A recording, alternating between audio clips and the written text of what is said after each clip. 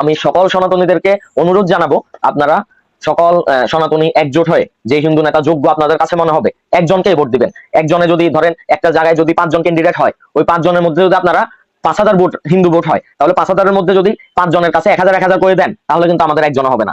তো নমস্কার সকলকে, আমি টিম্পল পাল নিশান।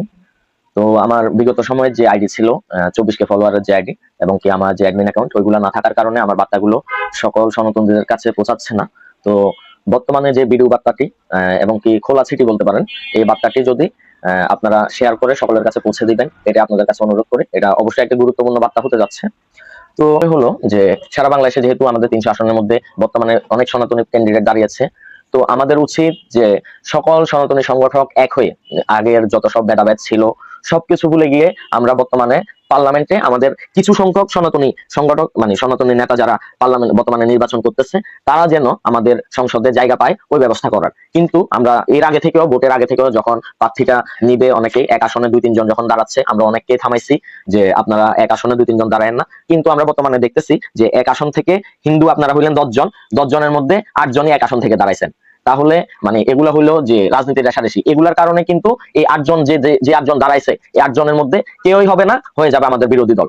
আমরা চাচ্ছি বর্তমানে যে আমরা যেন কয়েকটা হিন্দু এমপি আমরা এবার পাই। নির্বাচন হবে কি হবে না সেটা আমরা জানি না, তবে বর্তমান প্রচার প্রচারণার ক্ষেত্রে আমরা আশা রাখবো আপনাদের থেকে যে আমাদের যে হিন্দু এমপি গুলো দাঁড়াইছে, যারা প্রতিবাদী কণ্ঠস্বর বিগত সময় থেকে ছিল, তাদেরকে আপনারা সকল সংগঠনের মতাদর্শ ভুলে গিয়ে আপনারা ওদেরকে সাপোর্ট করবেন। আর তা যদি না হয়, এগুলা যারা করতেছে, যেসব নেতারা করতেছে, তাদেরকে আমি ওপেনলি থ্রেট দিচ্ছি যে আমি টিম্পল পাল বলে রাখছি সাধারণ সনাতনীদের পক্ষ থেকে, তাদেরকে কিন্তু তাদের যেসব জায়গা থেকে ফান্ডিং আসে, তারা যেসব জায়গা থেকে পাওয়ার নেয়, ওসব পাওয়ার সবকিছু কিন্তু নিয়ে নিব।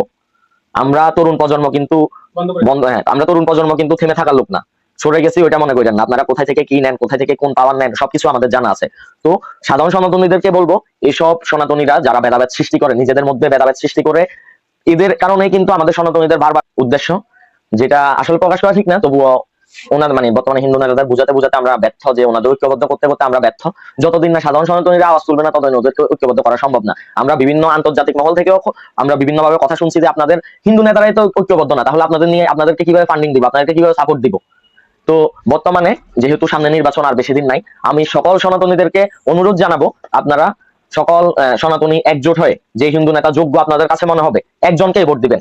একজনে যদি ধরেন একটা জায়গায় যদি 5 জন ক্যান্ডিডেট হয়, ওই 5 জনের মধ্যে যদি আপনারা 5,000 ভোট হিন্দু ভোট হয়, তাহলে 5,000-এর মধ্যে যদি 5 জনের কাছে 1,000 করে দেন, তাহলে কিন্তু আমাদের একজন হবে না।